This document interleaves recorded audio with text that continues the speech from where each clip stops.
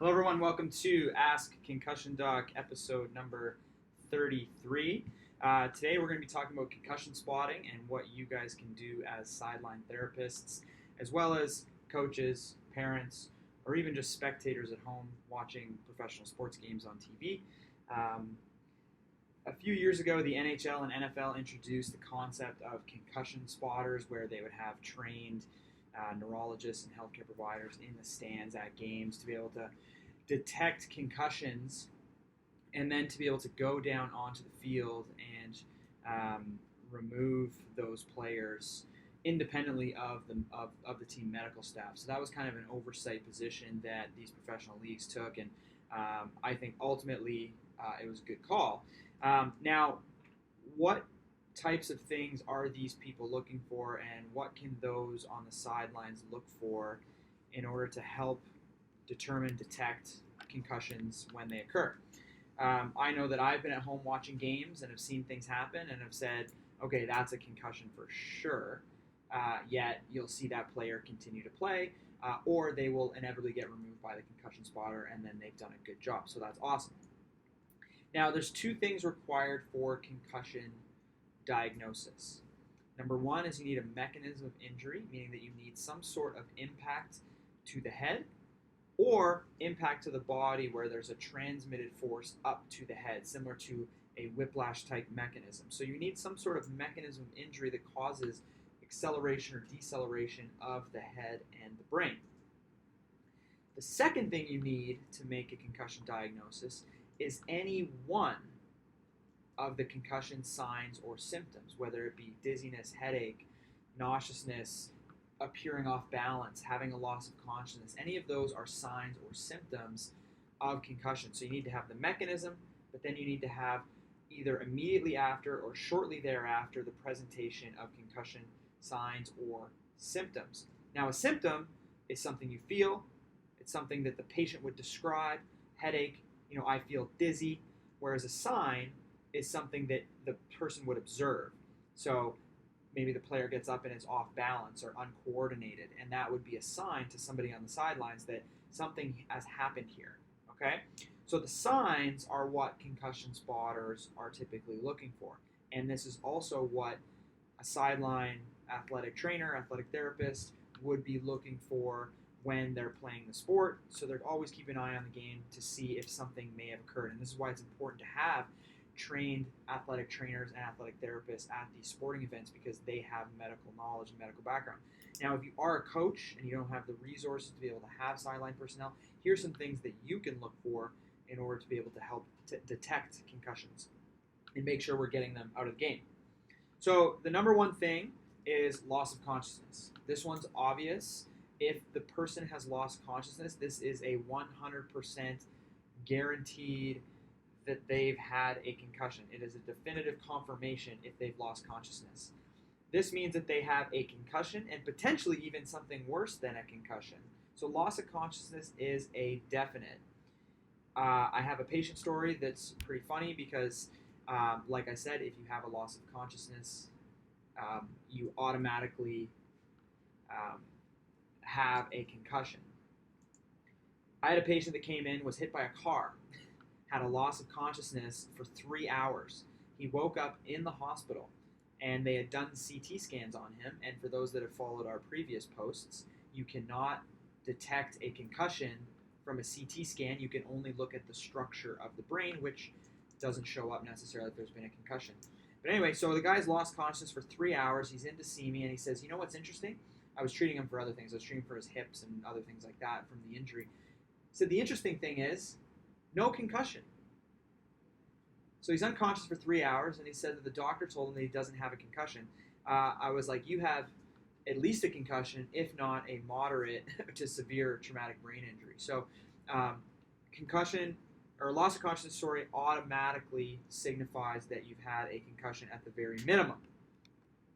Only 10% or even less than 10% of concussion cases have a loss of consciousness. So this means that the majority of cases of concussion will not have a loss of consciousness. So To summarize that, if you have a loss of consciousness, you definitely have a concussion, if not something more severe. If you didn't have a loss of consciousness, it does not mean that you didn't have a concussion. You could still have a concussion. Okay? Number 2, fencing response.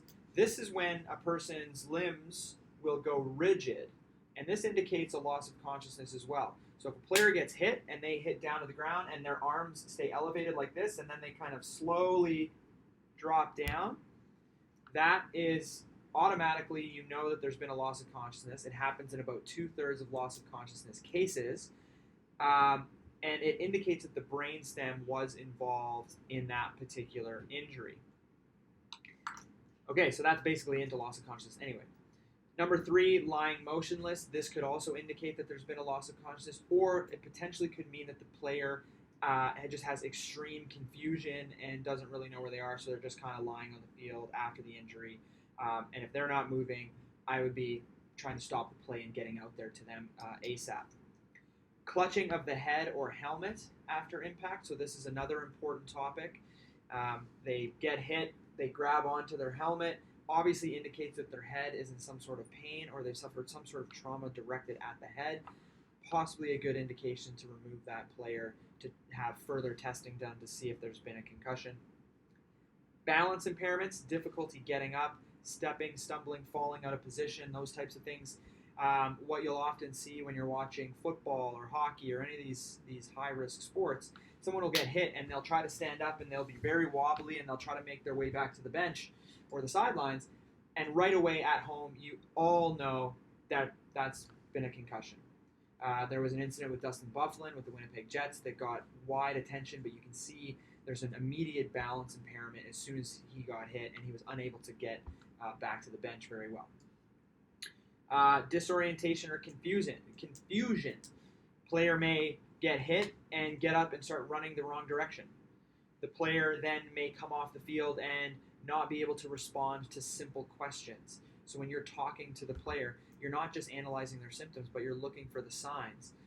Another one that I have here is a blank or vacant stare. So if they're staring at you blankly, it means that they're probably not picking up the information. And when you ask them simple questions such as, where are we today? So these are called Maddox questions.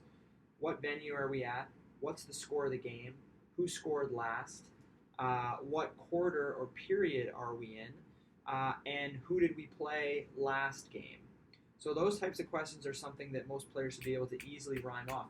If there's a delay in their response to that, or they're confused by the questions, obviously that means that they're not thinking clearly and there's likely to have been a concussion there. Slurred or incoherent speech. Sometimes people will try to babble when they try to talk after a loss of consciousness. You'll ask them a question and they'll say, blah, blah, blah. They're trying to respond, but they can't make out the words. The other thing they may do is actually use inappropriate words. So you may ask them a question and they say something completely unrelated to the question that you just asked. And that is indicative that there has been a concussion and you should be removing that player from the game. Obviously, these ones are more sideline ones. Vomiting. If you see this one, that is not only indication that there may have been a concussion, but also indication that this person should likely go to the emergency department. 2 or more episodes of vomiting following concussion meets the criteria for the Canadian CT head rules that determines that that person should get a CT scan to look for more serious injuries in the brain.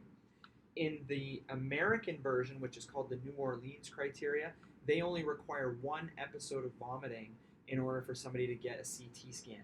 So if you are at the game or you're watching even on TV and you see somebody that gets hit and they go to the sidelines and throw up, that person should not only be removed from the game, but they should be brought probably to the nearest emergency department just to make sure that there's not something more serious that has taken place. So vomiting is one of those serious ones that definitely requires some further investigation. So these top, I think I put about 10 here, these ones are the most obvious signs and symptoms that you can pick up either from home or as a parent in the stands. If you see your kids or your friends' kids that have any of this stuff happening, please remove them from the game, notify somebody, get them off the field, off the ice, because there is tremendous danger in continuing to play with a concussion. So that's the big thing. I hope you guys have learned something here today, whether you're a sideline therapist or whether you're a parent, coach, teacher, somebody involved with sports, or just an interested spectator at home. Hopefully this can help you to pick up concussions that you see and do the right thing, get people out. Sometimes players will try to tell you that they feel fine, so you might see something happen and then you pull them off and they're like, no, I'm fine. But if you've witnessed any of these things, I probably wouldn't even listen to them when they say you're fine. A lot of athletes will tell you they're fine to try and tough it out or continue to play. It would be very difficult for me to continue to let an athlete play that I've witnessed something, one of the things that I've just covered. Okay, that's it for me. Next week is Bell Let's Talk Day here in Canada on the 30th, which is Wednesday. We're going to be discussing the mental health implications of concussion as well as concussion recovery. Tremendous overlap in the two conditions, and I know a lot of people out there are struggling with the mental health side either prior to injury or have since started struggling with mental health issues. And so I think that's an important topic to cover, and we will do that next Wednesday. Join us then. See you guys later. I'm going to continue to answer questions on Ask Concussion Doc. So if any of those on